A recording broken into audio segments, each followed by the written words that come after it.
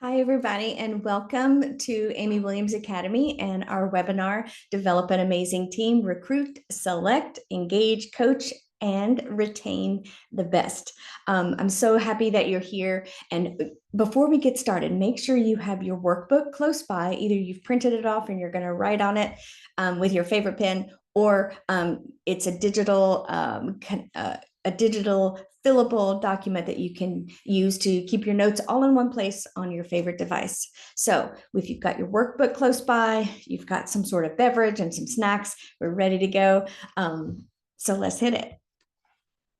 Before we go any further, I want to tell you a story. And it's about the idea of goodness of fit. Like, what does that mean? It's important, we know, to make sure that the people that we recruit and we bring to our program are going to fit into our program. What is our mission and our vision and our values? And does that person connect with that? Do they agree with that? Does that fit with what they want to do and what impact and what difference they want to make in the world? Do those align? So that's what I think of when I think of goodness of fit. Is it a good fit? So as a leader and an experienced person in leadership in schools, I've learned some things. So I want to share a story with you about a time when I recruited and interviewed and went through all the background checks and all of the recommendations, and it seemed like it was going to be a really great fit. This person had the experience, had the knowledge, had the stories to tell during the interview that we thought, oh, this is going to be great. So that person came on and was hired. Things were going okay, pretty well. There was a lot to learn, a lot of people to get to know. Our culture was really important to the team that we had at that point. And this person started, and well, you could see on the slide, you probably recognize this character.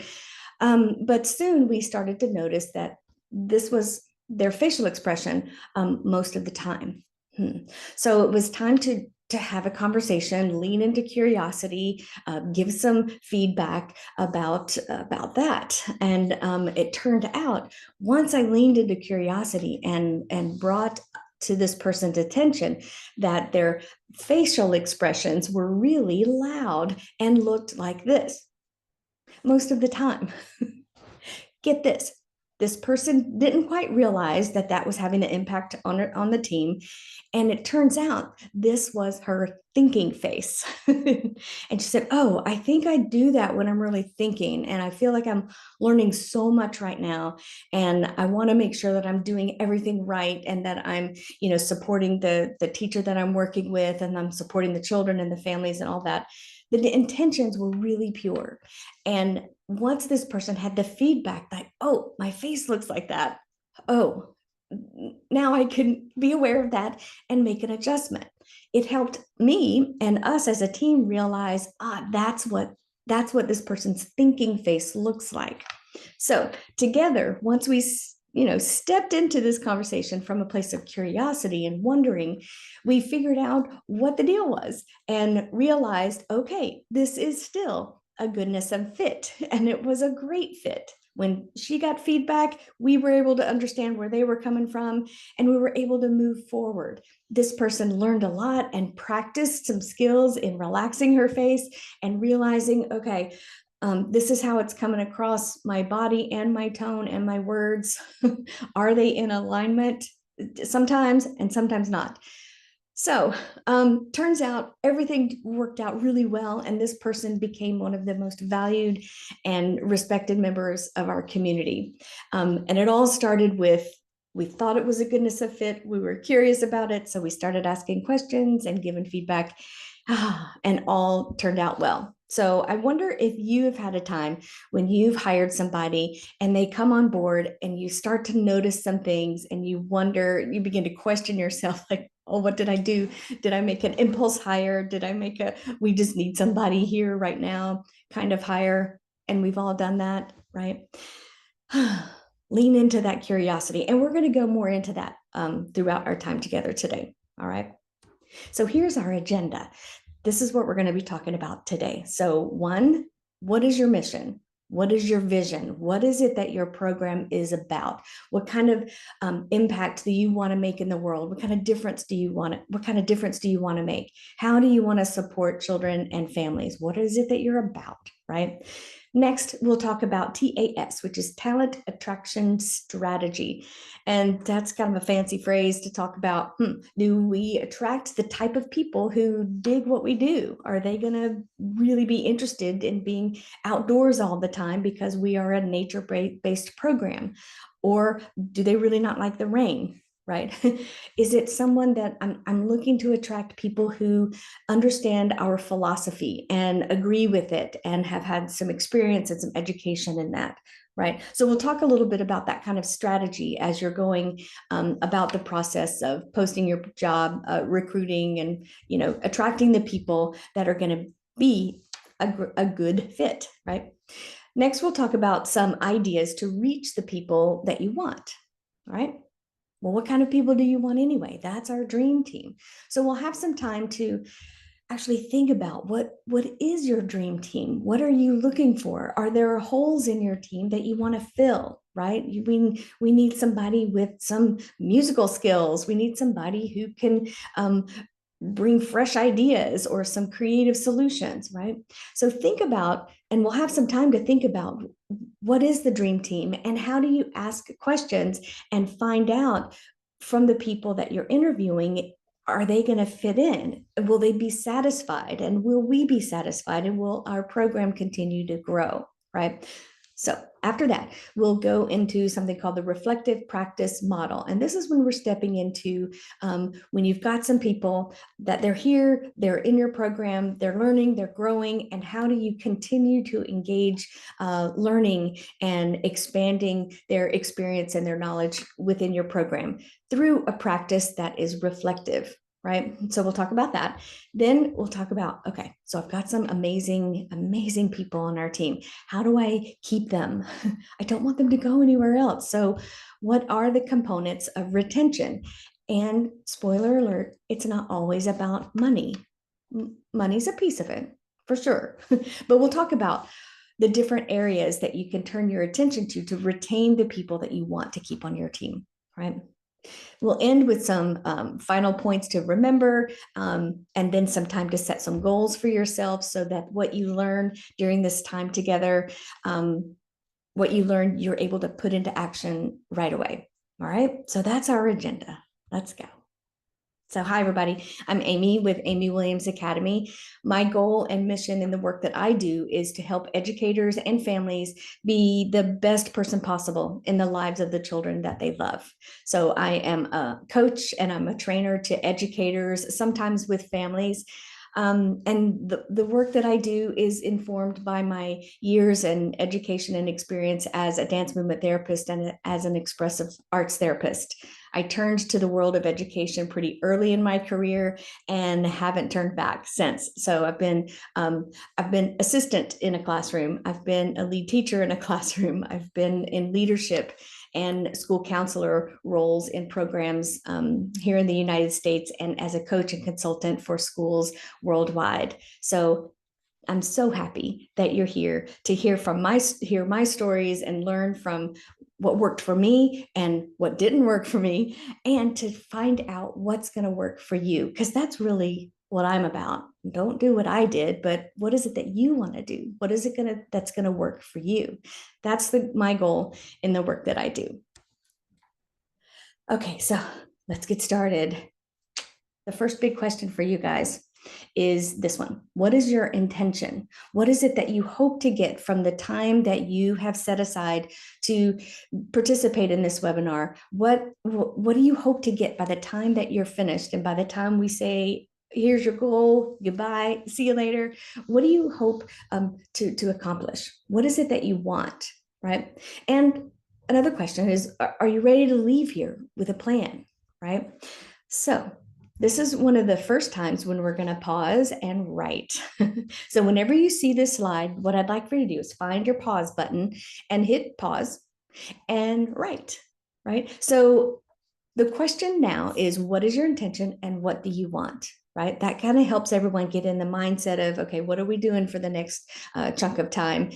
And from that, the rest will flow. So find your pause button, hit pause, and when you're ready to come back, hit pause or play again, and we'll carry on. Okay, now we're back. Take a deep breath, and we'll get going some more. Okay, more questions. I've got a lot of them for you today. So here is the next one. Now, do you know what your school's vision, mission, and values are, right? Oftentimes programs have them on their website. Sometimes they have them written on their name badges. Sometimes they're framed in a piece of art somewhere in your program's space and on campus. So if someone were to ask you, what's your program's mission statement? Could you say it right away? Could you articulate what is the vision that your program has enacted? What is the what are the values that that inform and inspire all of the work that you do? What is it that you stand for, really? And before we pause, I want to tell you a story about a leader that I worked with a while back. His name was Jerry Hunter. I'll never forget him. He was like 6'6", tall, thin gentleman with a beard. One of the kindest people that I've ever met, one of the most thoughtful people, and a thoughtful leader that I wanted to learn everything that I could from this person. And one thing that I learned from him and that I tried to put into place as in my role as a leader is this. And what would happen was that once a month we had a leadership council, right? Admin council, they called it. And the leaders from all the different programs within this department came together to discuss all the things that you might imagine leaders would talk about, right? What decisions do we want to make around tuition, around registration, around how we offer service? How do we fix it when we mess up? Like all of those kinds of questions, right? And often when we were in a decision-making point in the show, he would lean back on two legs, which as an educator and as a teacher, I wanted to say, oh, your chair has 4 legs, but I didn't. I refrained. Anyway, he would lean back, pause, very dramatic pause. And then he would lean back in and say, okay. And he would just list our list of values and say, is this the most respectful decision? He'd turn to the crowd and we'd say yes or no. Or is this the most compassionate? Is this the most just? Does this withhold the dignity of the people that we serve? So we went through just straight up, what is our list of values? And at that point, we were able to decide, this can be more just. We can shift it so that there is more dignity, that it is more excellent, that we are better stewards, that we are more compassionate. You see where I'm going? And then from that, if we said no or maybe, the decision paused and we went back and adjusted and came back, right? Until we all felt confident that the decision we were making supported our values, right? Our values, which were informed by our mission and carried forward our vision, right? So as you're thinking about that, when you're writing down or remembering what is your school's vision, what is the mission, what are our values, it's really helpful to know what they are. What is it that you stand for, really, for real? What are you about? So I'd like for you to find your pause button and see if you can write this down. So pause. Maybe you should go over to your website right quick and find out, wait, what is our mission? What is our vision? What are we working on?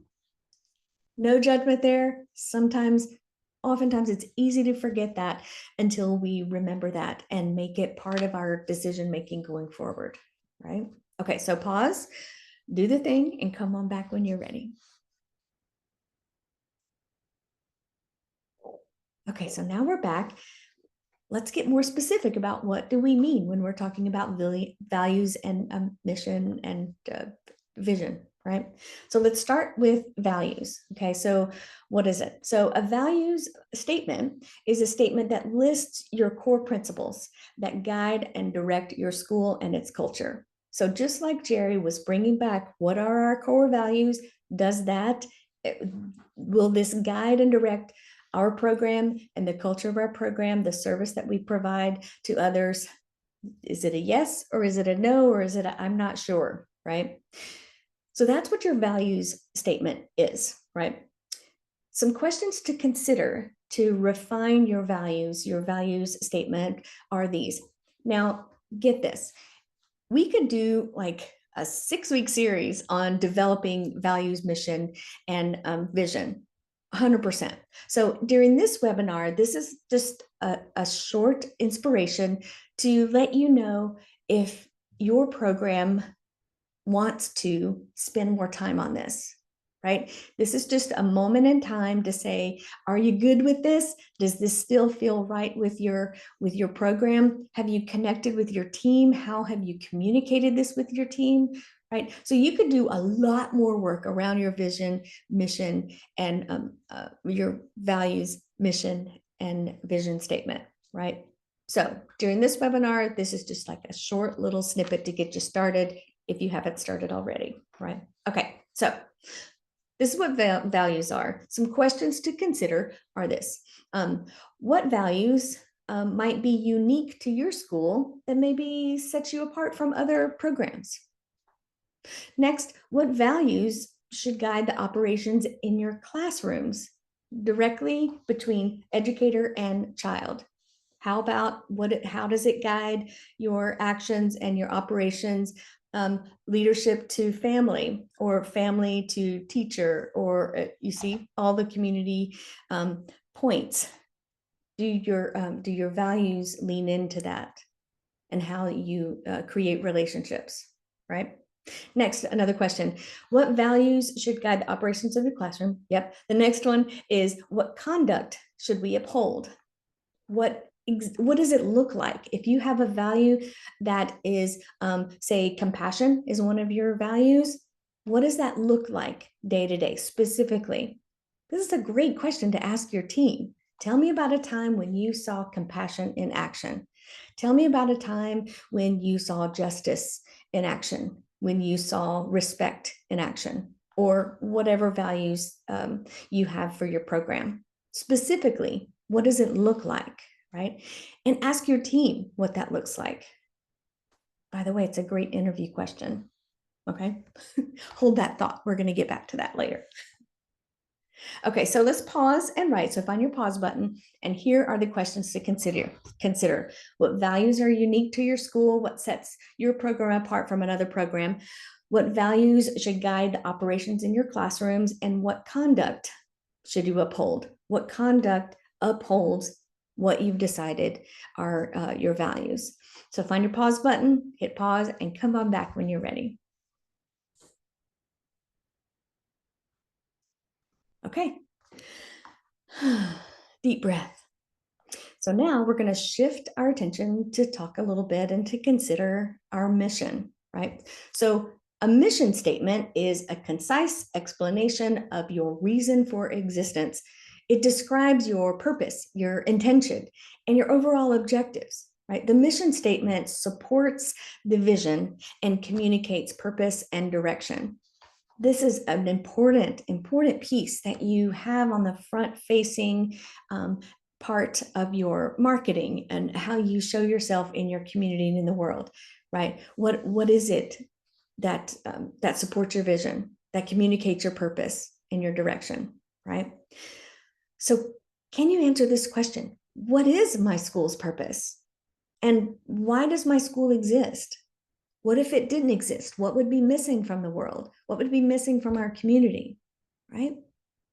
Okay, so again, this is just like a little snippet of work to do around a mission, all right? So pause and write to consider these questions. What is your school's purpose? And why does your school exist? Now, before you pause and go away and come back, I'd like for you to add on to what it is that you're writing. Answer the question, have I communicated this with the team that I lead? Do they know what the mission is? Have we looked at the mission in the last couple years? Is it time for a reboot? Is it time to adjust and edit? Right? It's a document and a statement that you can shift and change as your program shifts and changes and evolves. Okay. Okay. So pause and write. And when you're ready to come on back, come on back. Okay. Deep breath. So now they're going to talk about vision. Vision is looking forward, right? A vision statement looks forward and creates that mental image of your ideal state. What is it that you wish to achieve going forward, right? Your vision is an inspirational and aspirational piece. It should challenge you, right? So your vision is not what you do right now, but your vision is what you intend to do, where your program, where the people in your program together are headed, right? So some questions to consider to get at your vision is this: what problem are you seeking to solve? Are you seeking to solve the problem of helping children grow in their social emotional learning?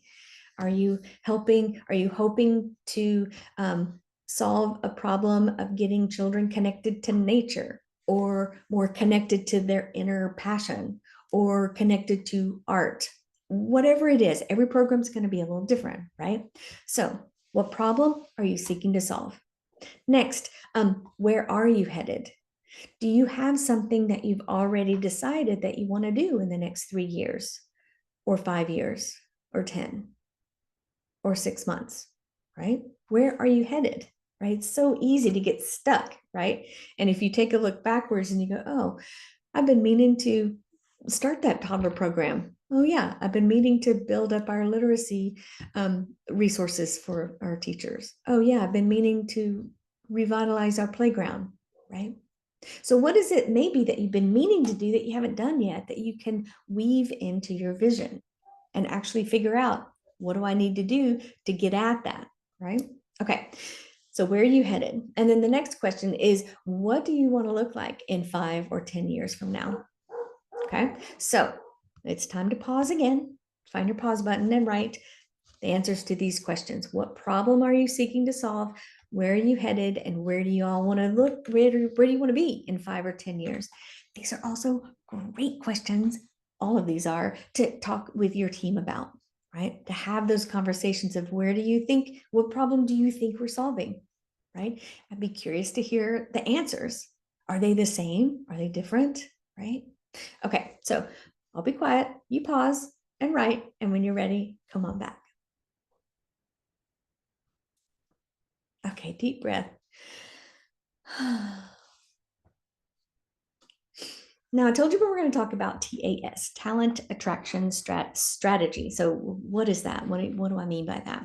So, your talent attraction strategy informs how do you attract the people that are going to really dig your program, that are going to be 100% behind your mission and your values, and are ready to assist and help out with your vision of your program, right? You're all together. So, a question to consider when you're thinking about, who do we attract, right? What talent do we bring in to our program and into our classrooms, into our leadership, and into our community? Who is it that you want to hire, right? What does that person bring to your program? What talent? What skills, right? Okay, and then the next question would be, what is your staff brand? Okay, Amy, what do you mean by staff brand? Okay, what I mean is not necessarily that you're all going to wear like the same uniform and be branded in that way. I just want to be clear. It's, what can families expect by looking into your classroom, talking and being in interaction and in relationship to the people who represent your program? Is it a representation of what they get in the classroom, right? Is it more casual? Is it more formal? Is it more relaxed? Is it more lighthearted? Is it really musical? Is it artistic? What is it, right? So when you're thinking about, who is it that you want to bring into your program, is that person going to be on brand? And what I mean by on brand is, are they a living, breathing, excited about person, excited about your mission and your vision and your values person, right? Just by having a conversation with them, you get, okay, this person works for that school, or this person works for this program, right? Okay, so on continuing on about talent attraction strategy, it's hard to say, talent attraction strategy. Here are some other questions to consider. This webinar is full of questions, so get ready. Okay, so this next question is, how do you promote your school as a great place to work to the kind of people, the kind of talent required by your school to live out its mission? How do you promote the school, right? Sometimes I think about when during the time that I was in school leadership and it was time to post a job position, we had an open position. And when I looked at the job description and the job posting, I realized that there were typos. That was a bad look. So we fixed it, right? One of our values was excellence. So does a job posting with typographical errors in it excellent? No. So once we got all that shored up, great, posting on. Next, what kind of graphics do you have? Do you have swirls and sparkles? Okay, is that part of your mission? Is that part of what you're about? Right. So all of those questions, how you promote yourself, is a reflection of what a person can expect when they come to interview with you or to work on your team. Okay, so, and does it reflect your school's mission? Okay, next, you want your teachers, you want all your teachers to reflect what your school represents, right?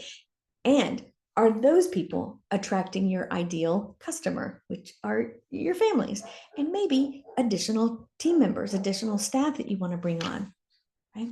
When we get to the recruiting piece, which is in a little bit later, referrals is such a powerful way to get people on your team, right? Who would your team want to work with? Do they know those people already, right? And there's kind of a fine line about, hiring your friends, but again, we'll talk about that shortly.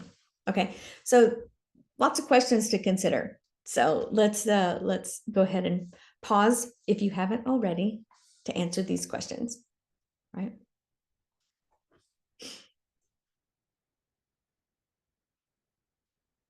Okay, and some more about talent acquisition strategy. Talent attraction strategy. Okay, so here are the next set of questions to pause and reflect. All right, so here we go.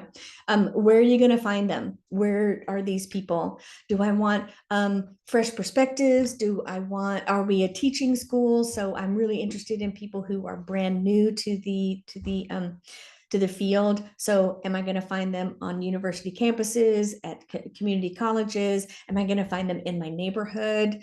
Am I going to find them in different places? Where are those people? And where are they looking for positions, right? Are they looking for us? And how can we make ourselves easily found, right? Okay.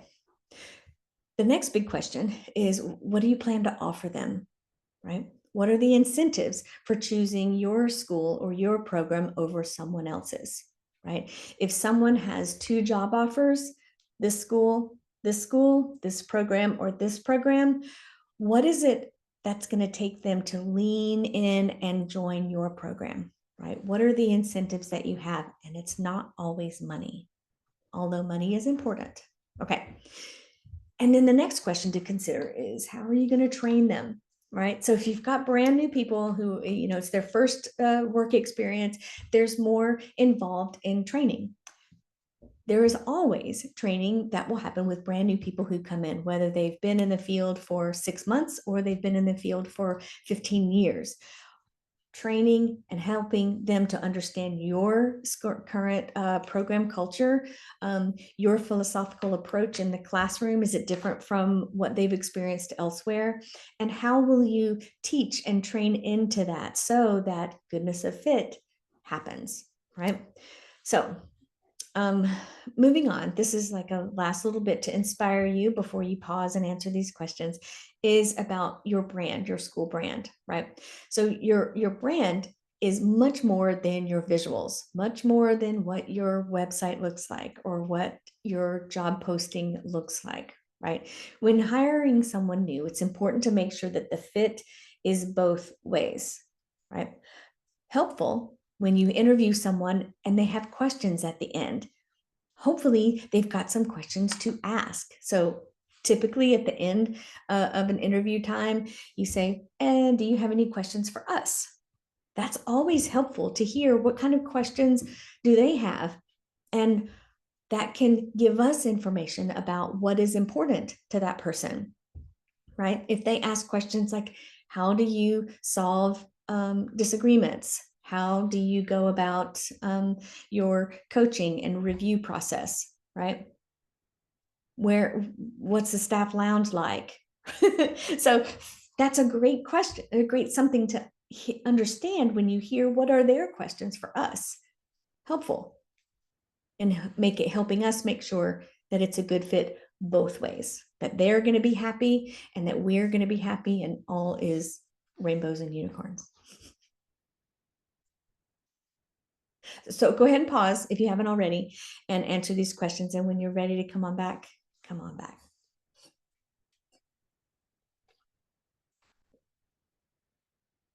Okay. So this is a person that I follow, or welcome back. This is a person that I follow on Instagram, and I recommend this person, and it's at Black Girls Teach. And this is something that I saw a little while ago that it just keeps in my mind, right? So instead of saying high teacher turnover, let's look at this and say it something in a different way. Like, our students are continually losing great teachers who serve many different critical roles in their life. Year after year after year, oftentimes we lose them for preventable reasons. So it hits different than saying we have high teacher turnover. Now you're probably wondering, okay, Amy, that was kind of an abrupt shift from talent acquisition strategy to this, right? When you can do the work at the beginning to make sure that it's a fit both ways, then you're going to decrease your teacher turnover. Now, if you can take a look at your own history and do some, gather some data and notice how long do people stay? What is it that lures them away? Is that something that I can impact so that, because we all know high teacher turnover is not so great. We want to keep teachers and educators with our program as long as possible, consistency and all of that, right? So when we may say to ourselves, yeah, gosh, we've got high teacher turnover, consider saying this other way. It hits a little different, and it inspires us to really look at, are there preventable reasons that we're losing teachers, that we're losing solid support staff, that we're losing our assistant teachers or our leadership, right? What are those preventable reasons, and what do you plan to do about it? Okay. Deep breath.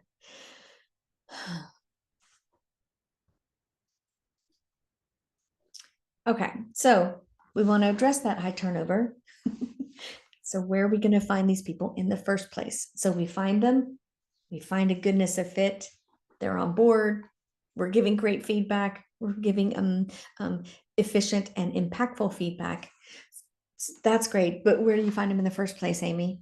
So this landscape shifts and grows, right? So if you're listening to this webinar a few years after I recorded it, it may be a little different. But at this point in time, what I have here are some pretty reliable places to find people to connect with your program. Okay, so there may be some more that we can add to this or adjust to this as time goes on. And I'd be curious if you have found something or some place that is a really great place for you. So please feel free to call me up or send me an email. Let me know if there's something that you would like to add to this list. Always wanted to learn and grow and continue updating this for you guys. Okay, so here's a great place to start.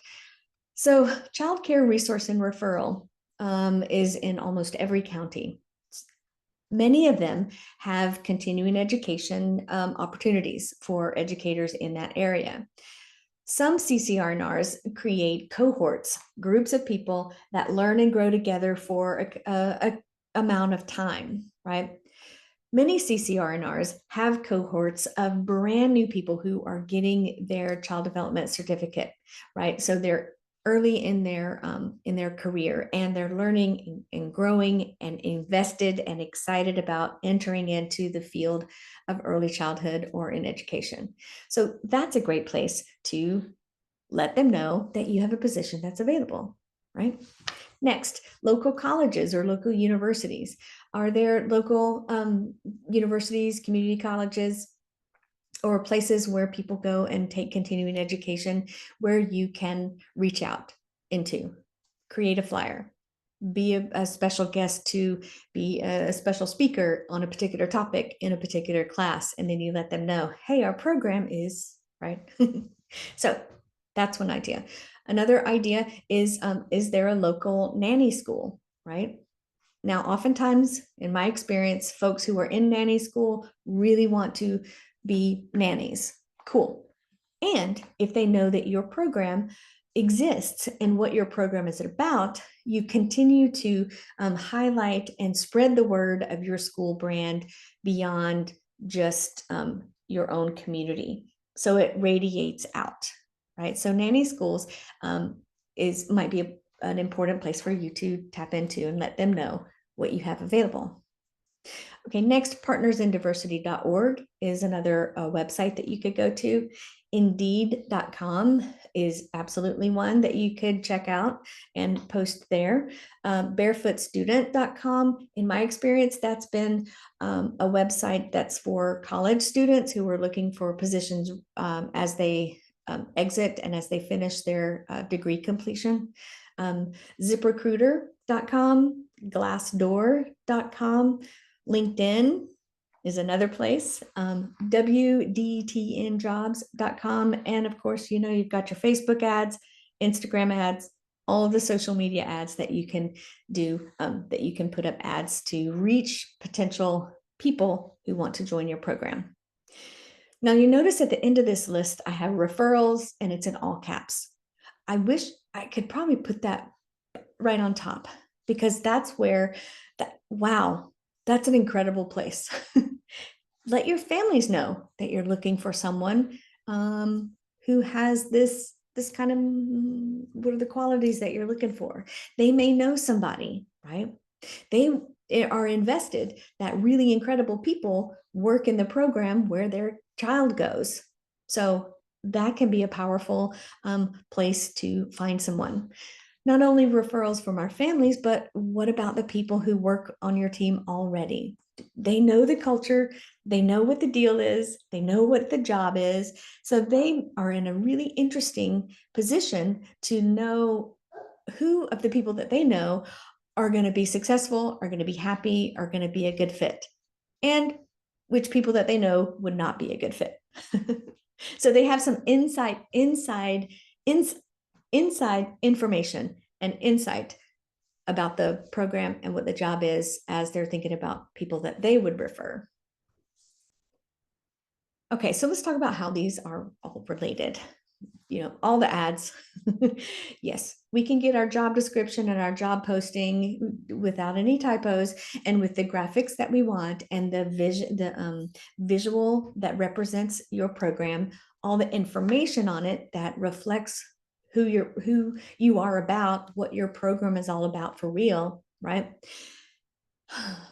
So yeah, we got that. We got all the ads. You know how to post them. Great. So here's a tidbit that I'd love for you to consider. And it's interviewing your superstars. Like, what would the people who work on your team, who you wish you had 10 of them, right? You know who I'm talking about. The folks whose performance and whose work is consistently amazing, right? So what would they say? Like, if you ask them the question, what keeps you here? What is it that you love about your job? What is it that you love about this program? What would you say? And then they say whatever they say, and you ask if it would be okay to use that quote. What if you put it on the job posting? Here's what our people say about working at Amy's school. What do they say? Do you have people on your team who would be willing to field a call if somebody wanted to call them and say, hey, so I hear you're an assistant, or I hear you're a teacher at Amy's school, and so what's the deal? What's so great about it, right? So think about, are there people on your program who, or in your program, who might want to do that, right? People, what would they say, right? So that's an important and golden bit of information to, one, figure out what is it that keeps them there, and what is it about your program that maybe you're not attuned to, that potential potential employees, potential team members would be really interested in hearing about, right? Okay, deep breath. If you didn't pause just a second ago to write down who are those people that you want to interview, and maybe get some quotes to go on a job posting or to send out in your ad development that you create, pause now and write those names down, and set a time when you reach out to that person to see, would you be interested in doing this, right? Okay, we're going to shift gears just a little bit. So now we've done all like the business part and the ads and the job posting and that, this and that and the other. So let's get to the part that I think is really fun. And it's figuring out, how do I develop and how do I create a team that is my dream team, that is 100% digs our mission, who is absolutely committed to all of our values, and who is raring to go on our vision. Okay. What does that look like? And if you were to describe this team, what words would you use to describe them, right? Is it, I don't know, tenacious? Is it creative? Is it serious? Is it committed? Is it loving? Is it compassionate? Is it fun? Is it magical? I mean, what words would you use to describe them, right? So let's do that thing right now. So we're going to pause again, turn to your workbooks, to your notes page, and write again. What words would you use to describe your dream team, right? Here we go. I wouldn't recommend spending too much time on this. What is it that first comes to mind? And when you get to a list of about 10 words, stop, okay? Or 5, right? Don't like list like a whole page long, because that's easy to do, but just think quickly. Don't think about it too hard, and just write it down. And when you're ready, come on back.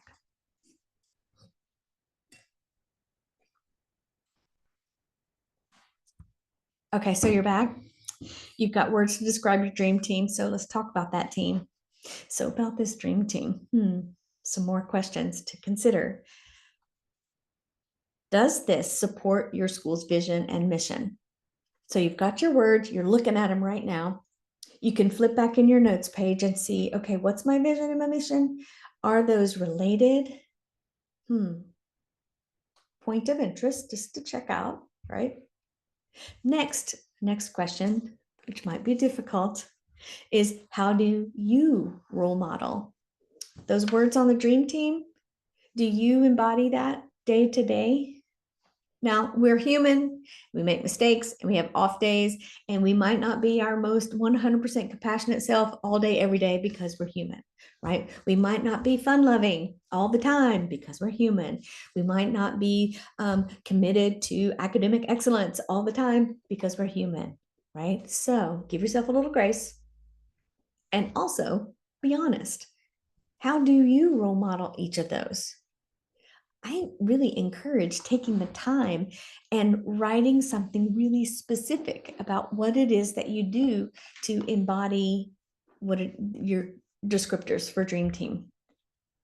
Bonus extra credit if you ask somebody on your Square Squad, or somebody that you really trust and who knows your work, to ask them, tell me about a time when you saw me do such and such, when you saw me be compassionate, be respectful, be fun loving, whatever is on your list. Total vulnerable position. Takes a lot of courage to do that, right? Thank you, Brene Brown, for reminding us that courage and vulnerability are interrelated, right? Okay. Next question is, how do you hire into that, right? What are some questions that could get at those specific qualities that you're looking for? We're going to dive deeper into that very shortly, right? Next, how do you set the tone, right? In the first few days, in the first few weeks of when a person begins to work with you, how do you set the tone for these qualities to be put into action? And if you've got a team already, you've got people who've been there for a while, how can you re-inspire those who have been around a while to show up in that dream team mentality? Okay.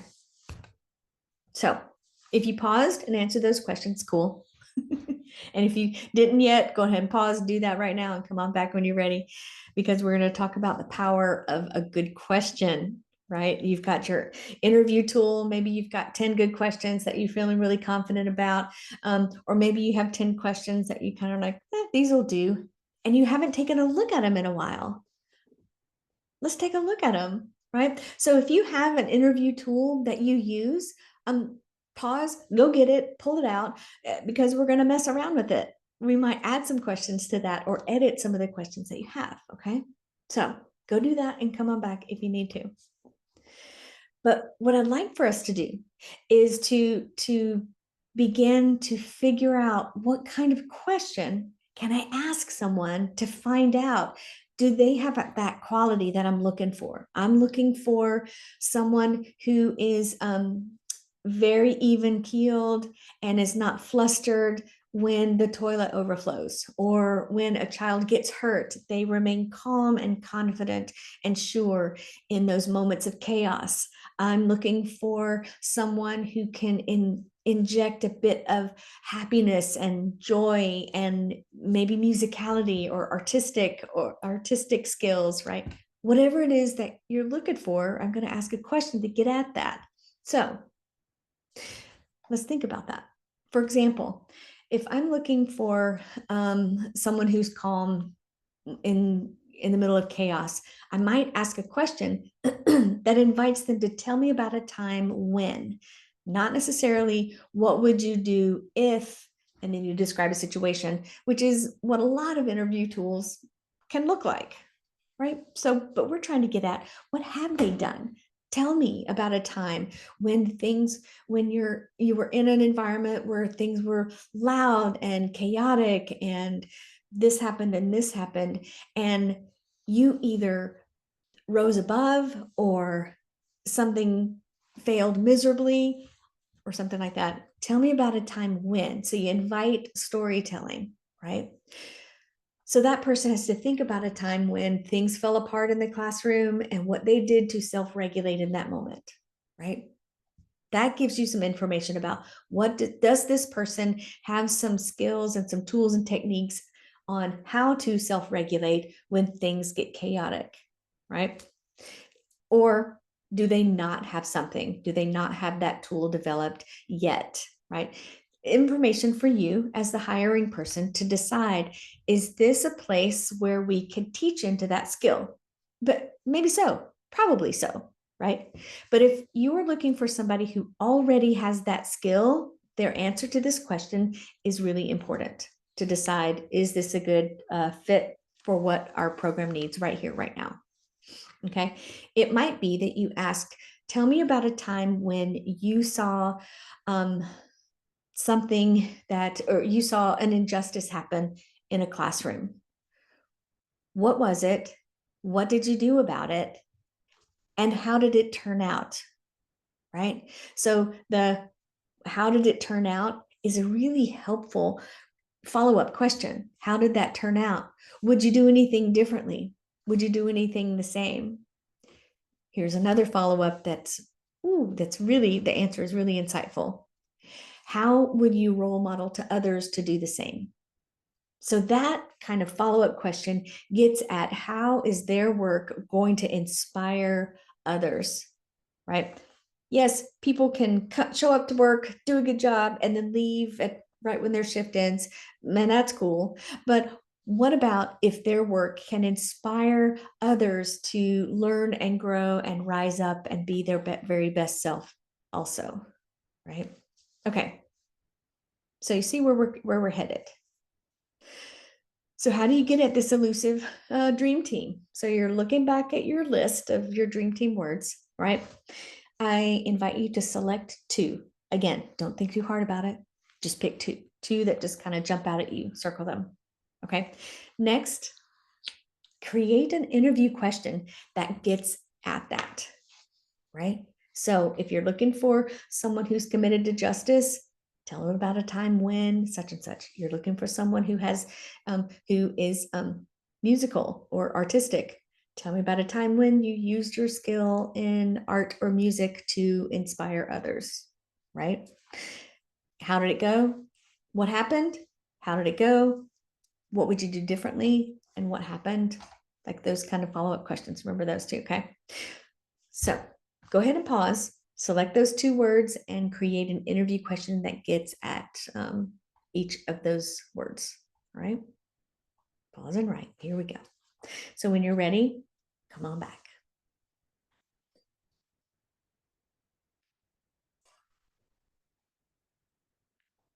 Okay, we're back. Deep breath. So look at it. You've got two brand new interview questions to add to your interview tool. Take a look at the rest of your interview tool. If you already have one, take the time right now and take a look at the rest of those questions. And can you improve them? Can you zhuzh them to get more specific and get at those answers that will help you make an informed decision about goodness of fit? Is this person going to be content here? Are they going to do their best work with us? Is our program a fit for what they're interested in and what they're about too? Is it going to be, a match made in heaven? Okay, so a deep breath, and let's continue. So if you know me, you know I have lots of professional crushes, and Simon Sinek is one of them. And a lot of his work and his leadership talks and what he's written have been inspirational to me. So I recommend, if you want to find him speaking about something around leadership or what he's written about leadership, I recommend that. Check it out, see if it's something that speaks to you. But for this next little bit, I want to share some of his bits of wisdom about giving critical feedback. Okay, so we've got our dream team hired. They're onboarded, they're ready to go. They know where to park their car, they know where to put their lunch bag. And now we're ready they've been with us for a little while. Now it's time to give feedback, right? Most of the time, there will be feedback that you want to give to make some adjustments, right? Like if it's, say, the way they speak to children, or the way they speak to their colleagues, or this or that, where it might be feedback that could be tricky, right? It might be a little risky because there's an emotional piece to it. There's the potential for things going sideways, and it's an integral, important aspect of your program. So when it's time to give that feedback to new people and to seasoned people who have been with you for a while, what do? So Simon shares, he says this, there is stuff, here's what you could say when you are having that conversation. So you invite them in, you're sitting down, you prepare the space, you're completely focused on that person and don't have a computer screen in between you or a desk in between you, just the bonus extra credit, right? When you can be fully present, your phone is turned off, no distractions as much as possible, and you're ready to have that conversation. So here's what you can say. There is stuff I want to share with you. I don't know what it means, but I wanted to raise it with you just in case there was an issue. Okay, so here's what I wanted to share with you. Not sure what it means, but I wanted to raise it with you just in case there was an issue, right? So it maintains dignity. It sets the tone of the conversation that I'm going to be upfront with you. And I wanted to find out more. I'm curious about, is there an issue? And find out what support looks like from me for you. So when things do go sideways, when you notice behaviors that you want to coach into and give feedback that might be risky or highly emotional, and the stakes are high, right? We can remember this, right? Curiosity. I'm curious about, I wonder about, right? Evidence, right? So I notice this, and say what it is that you notice. I wonder about, I'm curious about such and such. And then check for awareness. Have you noticed? Are you aware? Right? Like the person I told you about at the beginning of this webinar. I noticed that your face is like this. I wonder, I wonder what you're thinking about, or I wonder if you've noticed a pattern. I've wondered if you're aware of that. That's checking for awareness, right? Because she was only minimally aware, right? Okay, and wasn't aware of the impact that it had on others. So it was really helpful to check for that person's awareness, and then, kind of let them know, how does it impact all the other people around you, right? Okay. Next, create a condition where someone is able to hear the feedback, right? So is it the perfect time to come alongside them while they're on the playground and they're in charge of supervising the children out there, and say the thing where we want to say, there's stuff I want to share with you, but I don't know what it means, right? Is that the right time and place? Probably not. So consider the timing, consider the place, and your accessibility, right? Out from behind a computer, out from behind a desk. Comfortable chairs. Is there water available? Maybe tissues sort of close by if necessary, right? Create that condition where someone is able to hear the feedback. Now, yes, we can get out from behind the computer and have flowers and water. Lovely. But before any of that happens, what about developing trust? What have you done to develop trust? So if you've taken classes with me before, you've heard me talk about the idea of a connection at neutral times and how powerful that is in building a strong relationship with children. Same thing with adults. Have you connected with that person at neutral times so that you're building that emotional bank account, and you have to have this hard conversation? You've got some cushion, and they understand that they could trust you, and that you're not going to just bring something that's not a big deal, or that you're going to be honest and upfront before something becomes a huge deal. You see? Okay. So when giving critical feedback, so there are some important things to notice and remember. Okay. So in your workbook, there's a link where you can listen to Simon Sinek talk about that. So pause here, go to that link, listen to it, and then come back when you're finished. Okay. Feel free, you're going to be taking notes about it. So do that thing too. And when you're ready to come on back.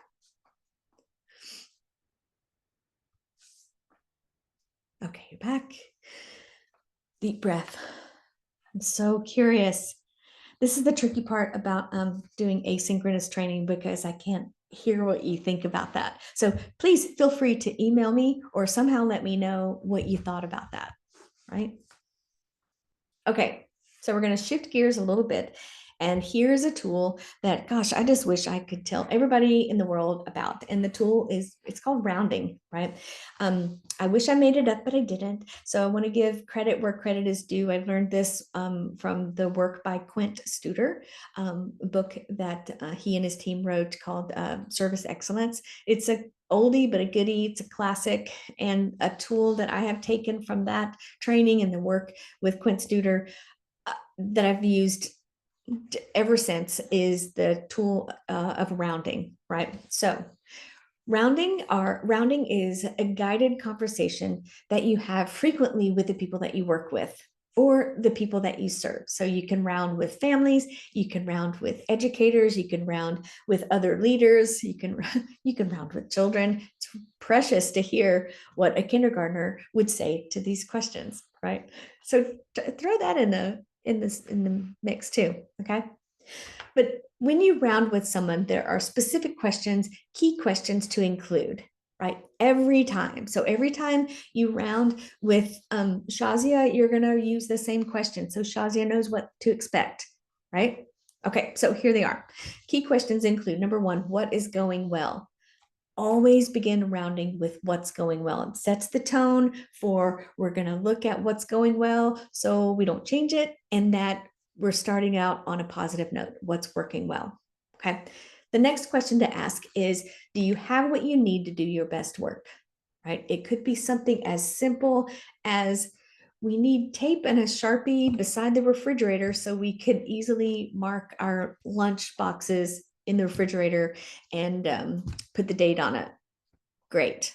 It could be something that small, or it could be, oh, the lamps in my classroom have the light bulbs are burnt out. We need new light bulbs. Or I need additional training about sensory integration because I have children who clearly have sensory issues and I don't feel prepared. So it might be something big like that, or it might be something we need tape and a Sharpie and everything in between, right? Next, do you have any ideas for improvement? Any systems, any processes, or anything that you have an idea about how we could do better?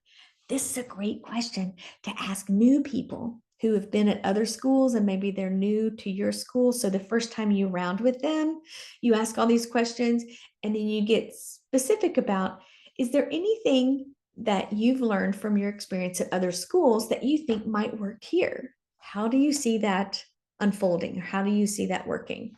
Right? That's called shopping. Yeah, not quite stealing, being inspired by best practices. How about that? But you can get some ideas and be inspired and figure out, how could I be inspired by what they do at this program and how would that fit in our program? Would that work or would it not work? Then it starts the conversation. Okay, next question is there anything I could do to better support your work? Right? So a variation on this is, what does support look like? For you to do your best work, what does support from me look like? So you get really specific about what would be helpful. It also lets you know what would not be helpful, right? Important information to have, don't you think? Okay, and then the next one, this is a great one to end on, right? So you start with what's going well, and you're going to end with who deserves some sort of recognition. So you end on gratitude. It may be something that you had no idea about. Maybe you didn't know, and this person you're rounding with tells you about a time the other day when Bethany was in the hallway with a child who was throwing all the boots out of the cubby. And Bethany had incredible patience and spoke so clearly and kindly and supported that child in such a way that the child was able to pull themselves together and come back into the classroom. And you didn't know that. But this person can say through rounding, Bethany needs some recognition. I just want to give Bethany a shout out, right? So, little side tip. It's really helpful.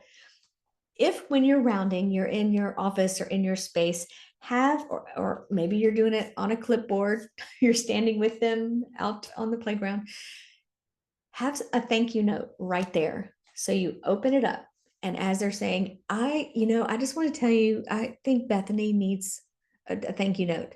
Well, boom, you've got a thank you note right there, and you actually write Dear Bethany on the top, right when they're telling you. Finish writing this note later, but it's so powerful. One, it does a couple things. One, it makes sure that you don't forget to do that, because we forget things sometimes, but you've got that right there. It says, Dear Bethany. So you've already got it started. That person sees that you believe that this is important, and it sends the message to, I'm going to follow up on this. I want to share in that gratitude. You can ask the question, can I let her know that you told me that? Most of the time they'll say, well, yeah. Sandy and I were talking during rounding, and she brought up, and then you described something really specific that she shared, ended up with, thank you so much.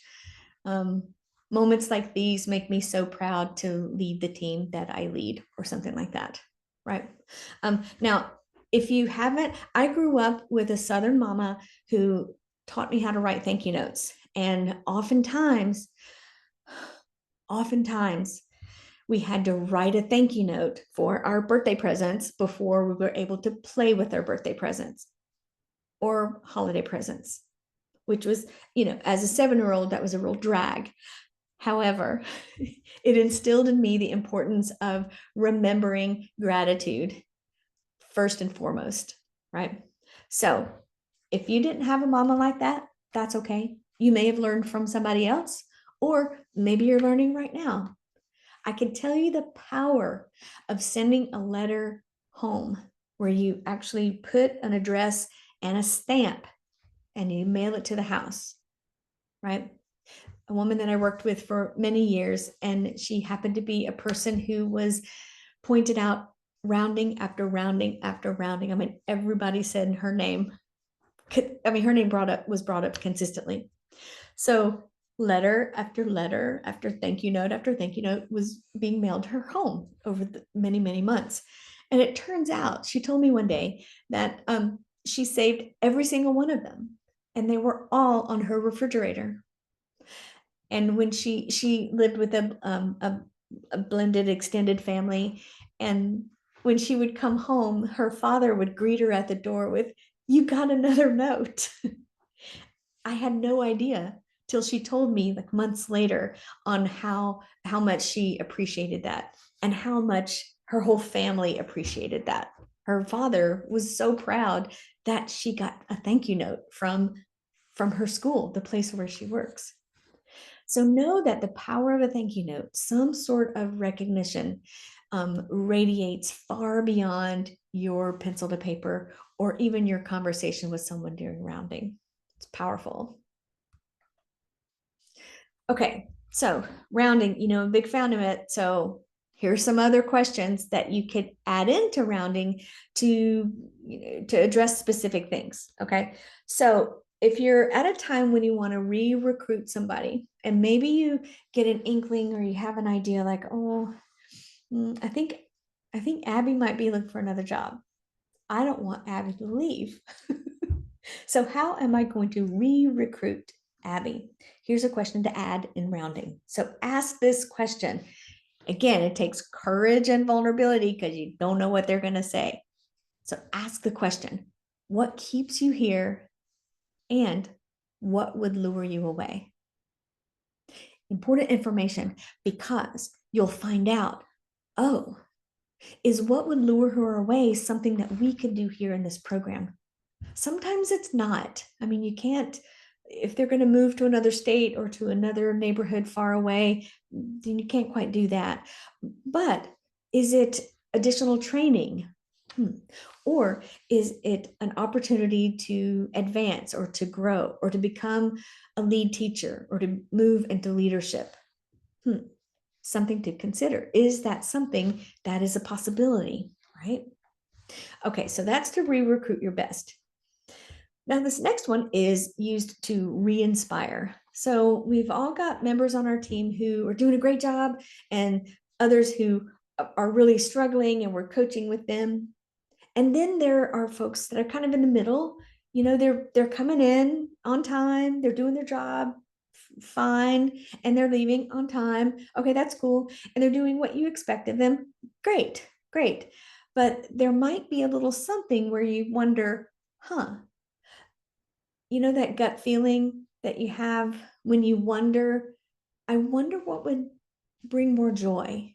I wonder what would bring more inspiration to that person, a little more zhuzh to their work, right? Not that you're expecting them to go beyond their job description, but is there something that you notice that you're curious about how to re-inspire, how to bring more joy? Are you curious about, do they feel like their work is making a difference? Are they working into their purpose? So ask the question, and this is another one that takes courage and vulnerability to ask, what would make your job more inspiring or more fulfilling or more joy giving? And then shut up, listen, right? What would make their job more inspiring, more fulfilling, more joy giving? Is there an opportunity to help find a solution so that there is more inspiration, more fulfillment, more purpose connection, more joy in their work? And together, you could figure out how to make that happen. Followed up with the question of what would support look like, right? Okay, so pause and round. So now's the time. In your workbook, you have a rounding template. So you feel free to make as many copies as you want. Let me know if you want an editable copy, one that you could change and put your own logo on or whatever. Just reach out to me and I can send that to you. Or shoot, you can make one yourself. Happy to make that available to you as an additional resource if you want. Okay, so right now, do it right now. Pause, go away, round with somebody, and come back. Give yourself about 10 minutes to do that, maybe 15. And if it's somebody who has a lot of ideas, it might take a little bit longer, but give yourself about 15 minutes to make that happen and come on back. Okay. We'll see you when you come back. Okay, we're back. Deep breath. How did it go? Again, this is a place where I would love to be able to hear how it went. What did you find out? Were you surprised? Were you shocked? Were you like, never thought of that? I love to hear back from when people round for the first time. So you know how to reach me. Feel free to let me know because I'm so curious. Okay, so we've done all the things. We're rounding. We've rounded. That is one way that we build an emotional bank account. The act of rounding itself, and just from rounding, you're letting people know that you value their thoughts, you value their opinions. You're working together with them to form solutions. So a rounding doesn't have to end with a long list of to-dos for you, right? But together you can decide, okay, how are we going to do this together? And you can come up with some solutions together and delegate to the strengths of others, right? Okay, rounding is one way to build an emotional bank account, right? So there are loads of other ways. And how to find out those ways are this. So when you consider your team, it's a collection of individuals, right? We're all human and we're all uniquely designed, right? So, and each of us have different bucket fillers, right? Do you know the book, How Full is Your Bucket? I think most schools have that in every classroom. If you don't, get it. It's a classic. It's a good one. It teaches children and reminds us adults about filling the buckets of others. What's a bucket emptier? What's a bucket filler, right? So what are the bucket fillers of the people on your team, right? So a bucket filler is when there's good coffee in the staff lounge. A bucket filler is when we're running low on supplies. I let somebody know and then they get ordered and they're back. Or a bucket filler might be that people check in on me when they know I'm having a hard time. It's going to be unique for every single person and will change and grow over the course of the school year and over the course of years, right? So this is one place to stay on top of. What are the bucket fillers? Most educators don't want another coffee cup. I know I said it, okay? Most educators don't want, and then what would you add there? Most educators would want what? So that's where you get to find out, investigate, and write it down so you can keep it on top of mind. So that's bucket fillers, but what are bucket emptiers, right? So a bucket emptier might be that I don't hear from leadership. I don't see my school director or my school owner unless something goes wrong. Or, I ask for supplies and I'm out of, all my markers are dry or all my paper is gone.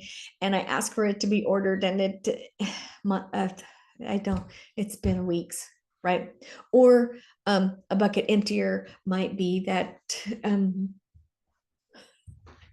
people eat my yogurt from the staff lounge. So it's different. Bucket fillers and bucket emptiers are individual and they also change and grow. They can be big emptiers and they can be small emptiers that could add up to a completely empty bucket, right? Okay. This kind of leads us into the currency of your team right now.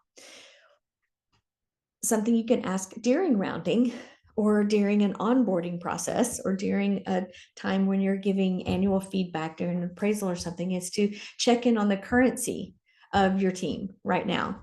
What is it that are your bucket fillers? What would make it meaningful, right? Ask the question of how do you give and how do you receive recognition, right? So remember this. Often the way that people give recognition or give appreciation or even love is very similar to the way that they recognize it coming their way, right? So it might be acts of service where, if say for example, if my husband fills up the car with gas, he's an acts of service guy. So now I know that's him telling me in his way that he loves and appreciates me, right? And so I can remember, and I try to remember, and I'm human, so sometimes I forget, but acts of service is one way that he receives appreciation from me, right? So if I don't know, do something as an act of service for him, he will feel that as appreciation and recognition, right? So think about that in a more professional way. How do the members of your team give and how do they receive recognition or appreciation? And you don't know until you ask. Right. Okay. Next, how do you or others on your team feel seen? Right. I remember rounding with a teacher, and it turns out that this teacher was not feeling seen or noticed at that time by our head of school. And it was important and such simple information and a simple shift that we made so that this teacher could feel seen. Her classroom was all the way down one hallway and all the way down the end of the hall. So oftentimes, leadership didn't get all the way down there every day because, it was a big program. So it was a small thing, a small adjustment that was made where that teacher felt seen and did not feel as alone and isolated all the way down and all the way to the end of the hall. A small adjustment that made a huge impact, right? Yeah, she responded that, yes, now I feel seen. Thank you. Right. I feel seen, and somebody came down and I was able to run to the bathroom right quick. That was just for real what she was interested in. No, she wanted to be seen for sure.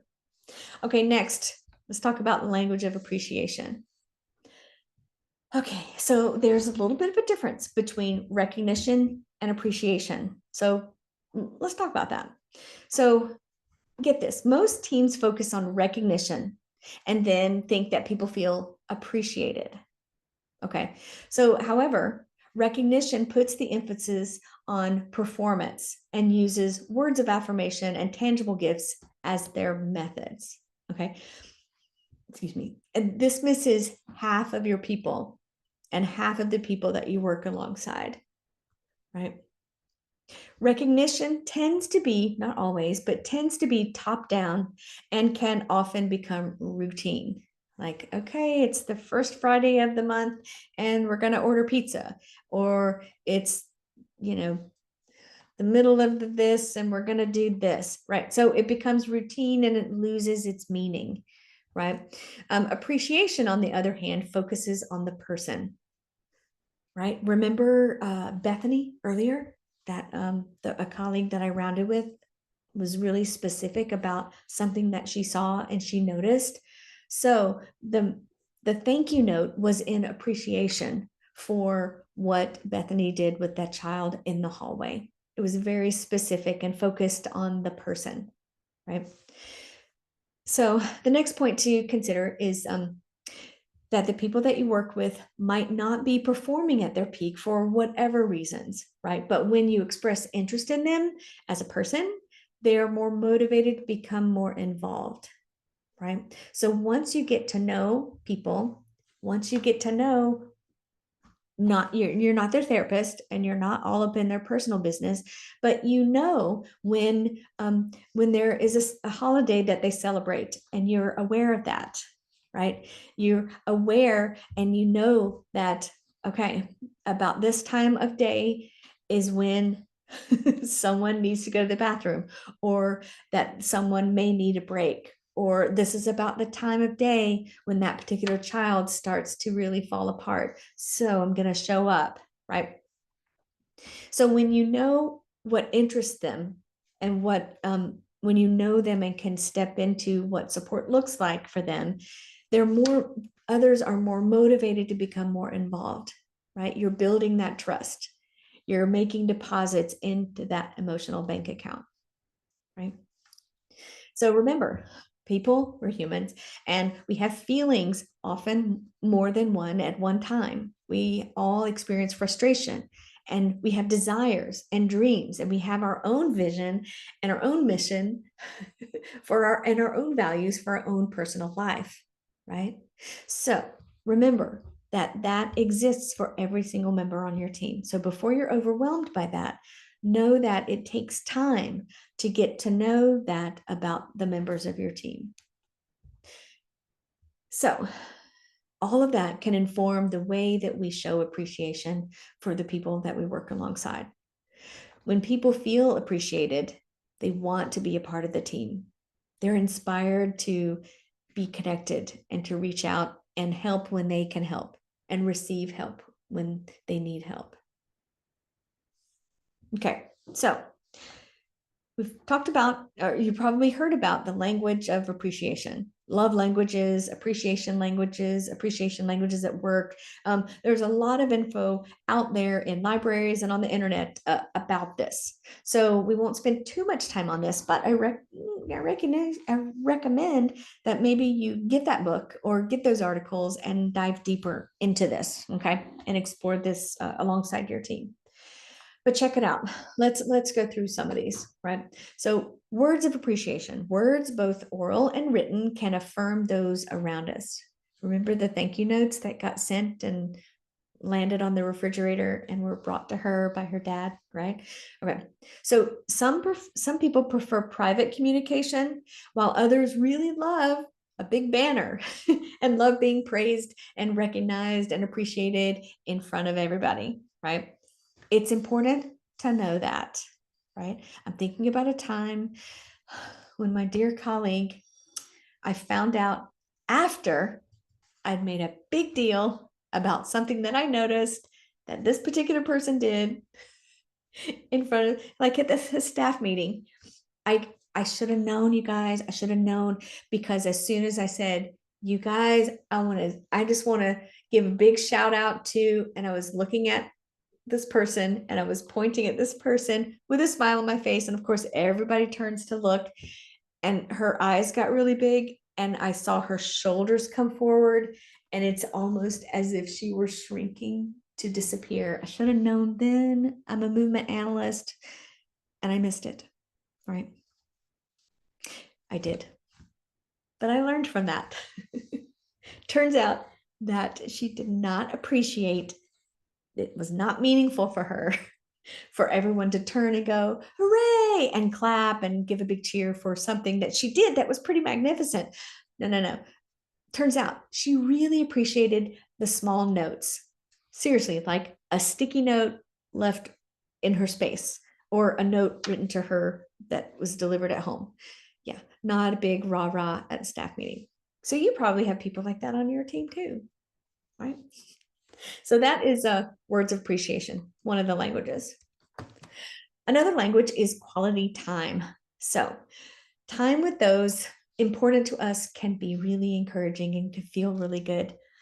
It can take the form of individual time with one supervisor, or with your teaching teammate, or hanging out with other colleagues, right? So there are some people on your team who may really dig an after school get together, or holiday parties, or once a month pizza out, or something where there's opportunity to hang out with each other and spend quality time with each other. right? So you could think about the people on your team where this might be their language. Now, the next one is acts of service. So I gave you the example of my husband filling the car with gas. He's an acts of service guy. So helping in your workplace, it may look like helping a coworker when they're facing a deadline or when the workload is really heavier than usual. It could be helping them out, taking a load off can be really encouraging. If you know they really want to clean out that closet and organize it, but it's so overwhelming, perhaps you could offer if it would be helpful or feel supportive if you did it alongside them. Or is it something that they could delegate to someone else? Right. So think about what are the acts of service that you've done before and who on your team is really feels seen and appreciated by acts of service. And then there's tangible gifts. Showing your colleagues that you're getting to know them can be demonstrated through a small present related to their preferences or interests, right? So if you know and you get to know that someone really loves a good, fresh, fluffy croissant, and if you can, and you're at the bakery and you see a fluffy croissant and you bring it to them for just to, I was thinking about you and I know you love fluffy croissants. Here you go. Or you know they really love really good dark chocolate. Or you know they really love that vanilla latte and you get that. So you can think about tangible gifts that you know that they appreciate. It shows that, okay, Amy knows that I'm a dark chocolate person, or I'm a lemon bar person, or I drink tea, I don't drink coffee, right? When you can give those little gifts, and they don't have to be gifts you spend money on, right? It could be a gift that I have this, I know you would love this. I was thinking about you. Here you go, right? And the next language is the language of physical touch. So, appropriate physical touch in the workplace usually is some sort of spontaneous celebration. It could be a high five, it could be a fist bump, or a congratulatory handshake. Of course, you're going to talk about and role model consent around this. And maybe the celebration is, oh my gosh, can I give you a hug? Or can I give you a fist bump? Or can I give you a high five? Or can we just do a whoop? So you're going to ask for consent, but there are people on your team whose language of appreciation involves physical touch. So, depending on your own boundaries and comfort around physical touch, that's going to look different. So, it might be the fist bump or the high five or handshake, or with permission, it could be a hug, right? So, depending on the people in your community and depending on the fact that you have talked about and you create a culture of consent, this is going to look different for different people. Okay, deep breath. Okay, now let's talk a little bit about the reflective practice model, right? Self-reflection versus correction. So now we've talked about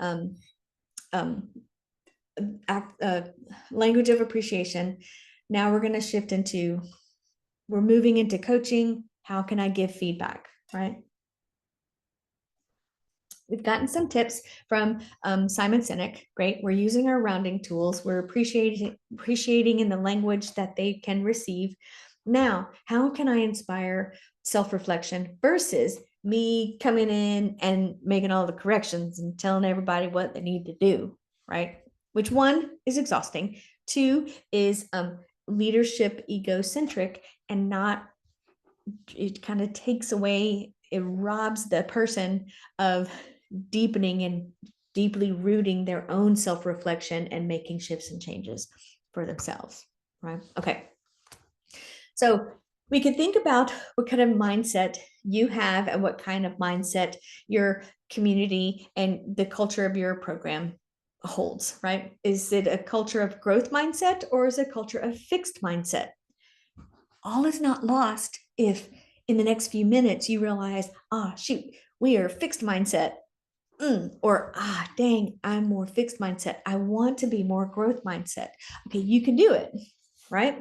So I'm going to roll up my hands and my sleeves, and we're going to talk about it. So all is not lost. Now that you know that you want to turn more to growth mindset, you can have some phrases that you can begin to say to yourself or to remind yourself and others how to be more growth mindset-ish. Shall we? Okay, so get this. Growth mindset says things like this. I can learn anything I want to. When I'm frustrated, I persevere. I do want to challenge myself. When I fail, it's okay. I learn.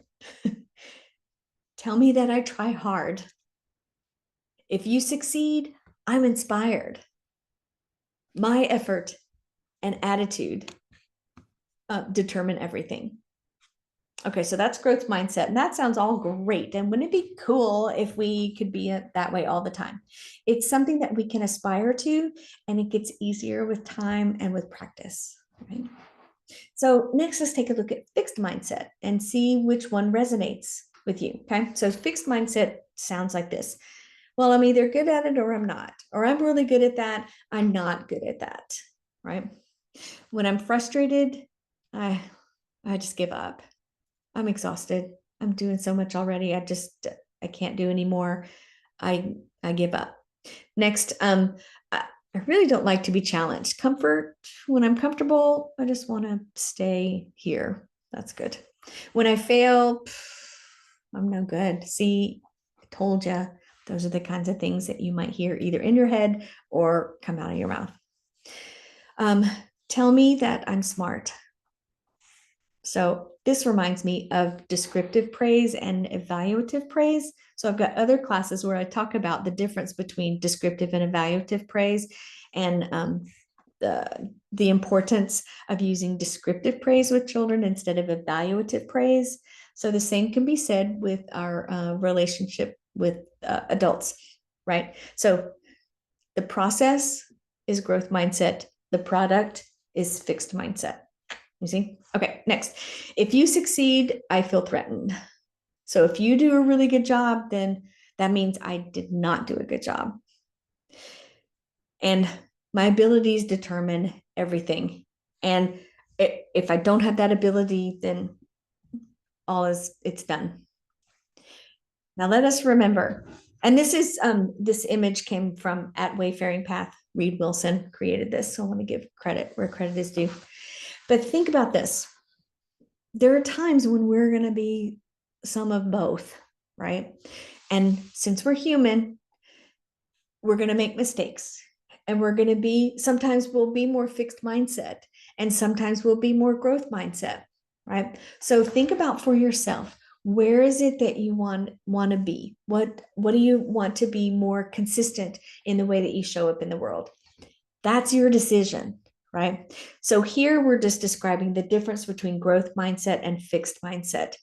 It may be that over the next couple of weeks, you give yourself permission to do some self-reflection and to notice, which of these things do I tend to say to myself, right? Like, for real, in all honesty, as I'm just reading these to you right now, in my mind, I was reminded of, I do that one. I'd like to not do that one. So instead of saying to my sisters, well, I just don't cook. I'm not a good cook. Okay, that's total fixed mindset, because you know what? I can if I want to. I just don't want to.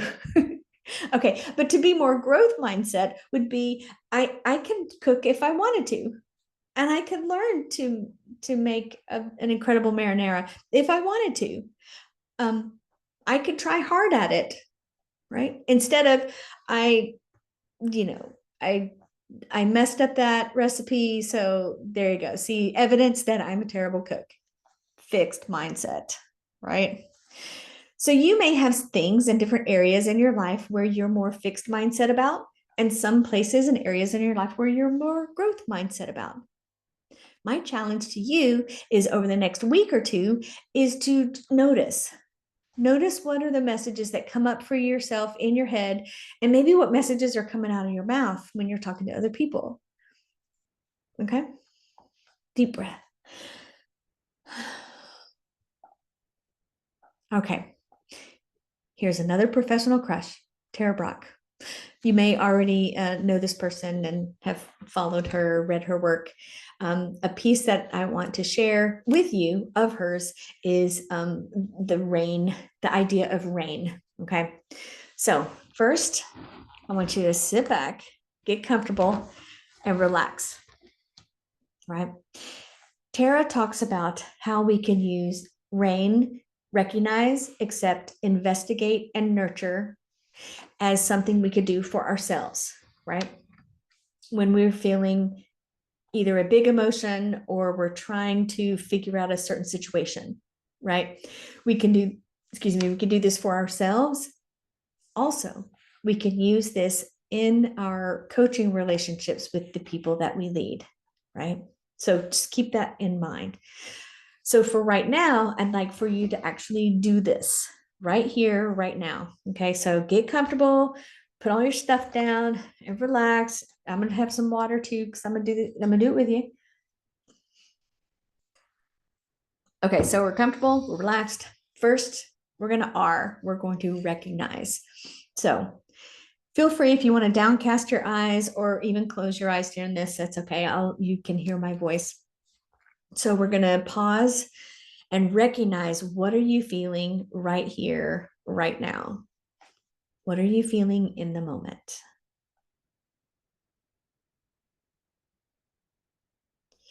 Sometimes in the recognition of the feeling that we're feeling in the moment, we're going to notice our body. Is there tension in our hands, in our chest, in our throat, in our hips, in our feet, right? Just recognizing, don't fix it, but just recognize, notice. Often emotions are held in our body. That's the dance movement therapist in me. I would say always, but you're going to feel it in your body first, right? So that's the R part. So what are you feeling in this moment? Next is the A. That's accept. Don't try to fix or judge it. Just let it be. So accept that you have tight hips right now, or your jaw feels tight, or your chest feels quivery, or your body feels relaxed. Next is I. That's investigate. Get to know your feelings with care. So investigate. I'm feeling that. I recognize it. I accept it. Are you curious about it? Where did that come from? Can I release my hands? Can I relax my hips? Can I take a deep breath? Which leads us to the end part of this, which is nurture. That distressed part of you, how can you nurture it? What would that look like? Is it drinking some water right now? Is it pausing this and getting up and going for a run around the block? Is it standing up right now with a really big stretch? That's what it is for me right now, is to stretch. So recognize what you're feeling in the moment, accept without trying to judge it or let it or shift it or change it, investigate, get to know what that feeling is with some care and kindness for yourself. And then what does nurturing look like? That distressed part of yourself, what would nurture that? Okay. So we've done that super quick right here, right now for ourselves. Now imagine if you took this into a coaching relationship or a coaching conversation. Again, as leaders, we want to have clear boundaries. We are not their therapist. We are not their mama. Even though sometimes we may feel like it feels like that, we're not, right? The important piece of having clear boundaries is to understand that your role and relationship with the people that you lead, right? Again, that's like another whole long workshop that we can do another time. Okay, but for today, when you're in that coaching relationship with the people that you lead, you can recognize what they might be feeling in the moment. right? You can lean into and ask, investigate. What is it that you see? What do you notice? What might they be feeling? Next is to accept it. Let it be. That sounds really frustrating. You seem really frustrated. You seem really excited, right? So we accept it. Next is to investigate it, right? Where might that be coming from? Being filled with care and compassion and clarity, how can we investigate this? Sometimes that could lead us into the solution if there's a problem, if there's some risky elements to this coaching conversation that you're having at the time. And then what does support look like? This is the nurturing part, right? Within the boundaries and the clarity of the role that you have professionally with this person, you're not their mama, you're not their therapist, but what does nurturing look like, right? Nurturing could be that you buy a ream of paper for the classroom, or it could be that you're on your way to the coffee shop and you offer to bring them back one, right? It's going to be different for every person, yeah? Okay. So feel free if you need to pause and go take a break and come back. That's cool. I'm actually going to pause right here myself and stretch, and then we'll get started again. So I'm going to pause it, and then we'll be back in just a second.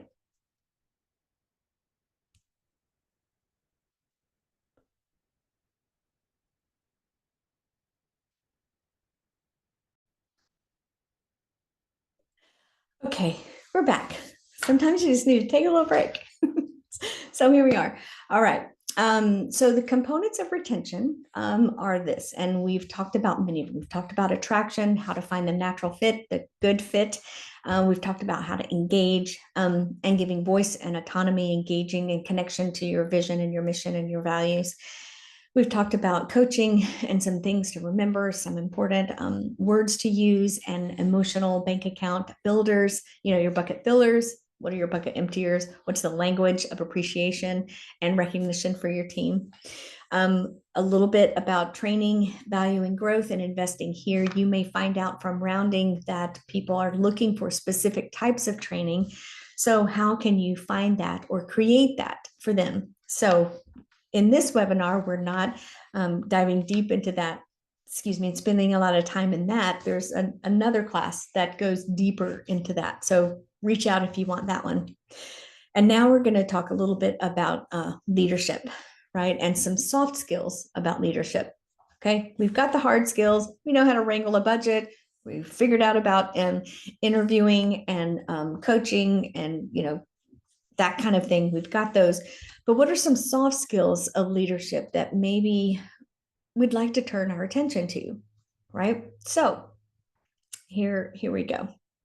I'd like to share this bit from Ritande Benson Idahosa, a person that I follow on Instagram. So I encourage you to find and follow loads of deep wisdom from this person. And in your workbook, you'll find the link to go and listen to her speak about the six soft skills of leadership, right? So pause right now, go click on that link, watch, listen, and come on back when you're ready. Okay, so you've heard her speak to this, right? So I'm just going to go over it quickly as a reminder of these six soft skills. The first one is humility, right? The freedom from pride or arrogance, the ability to understand that your strong sense of identity defines but does not inflate your relevance, right? That one kind of speaks right to my sense of, this is a place where I can grow. So as you're thinking about these six soft skills of leadership, you'll notice ones that kind of tap you on the shoulder and say, this one's one for me. Is it one for you? Let's go to the others, okay?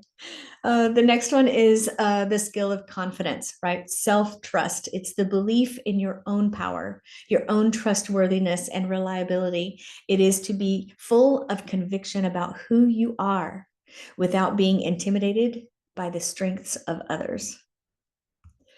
The next one is self-awareness, the ability to see yourself clearly and objectively through sober reflection and introspection, the ability to tune into your feelings, thoughts, and actions. It's emotional intelligence.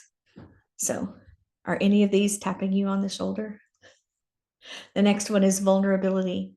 That's the willingness to be seen and emotionally exposed in front of those that you lead, showing that you are human right alongside them. The next one is compassion. It's a mutual connection with the pain and suffering of those that you lead. It is the willingness to enter in, suffer with, and sacrifice for. The next is discernment, the ability to judge well. All of these come with practice, don't you think? So consider the people that you surround yourself with. What people are on your square squad? The people that you could reach out to have conversations about leadership with, about, and you're thinking about, okay, let's talk about these 6 soft skills.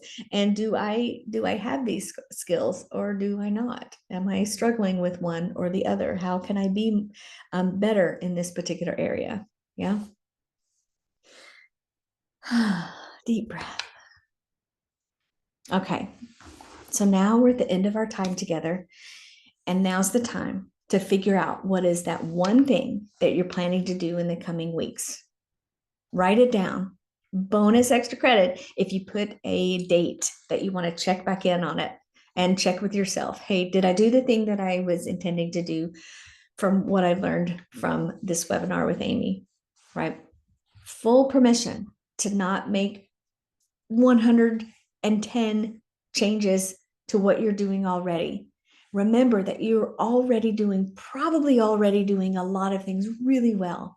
Where are the places that you'd like to fine tune, that you would like to judge in your ability to develop a strong team, right? Deep breath, give yourself some grace, and choose that one thing that you'd like to address, right? Maybe it'll start with rounding. Maybe it'll start with having a conversation with someone about the 6 soft skills of leadership. Maybe it's having that conversation that you're not really interested in having, or you're not looking forward to having with someone on your team, right? Okay, so as we round out our time together today, here are some books that I have available. You could go to my website, click on the button that says books, and it'll take you to my Amazon page, and you could get any of the Socimo books that I've created. Socimo is a social emotional books. They're pretty much social stories in book format. So, Hey Friend, Want to Play is about how to talk with children and how to practice the skills of making friends and keeping them. Next is Consent. What is that anyway? Talking to your children, practicing what a yes is, what a no is, what it sounds like. What about changing your mind, right? Next is Wow, that was a big emotion. This book is to help children navigate self-regulation and giving themselves permission to feel the feelings that they feel, because we're human. Lots of time to practice the skills and role play some of the situations that might come up in any of these books.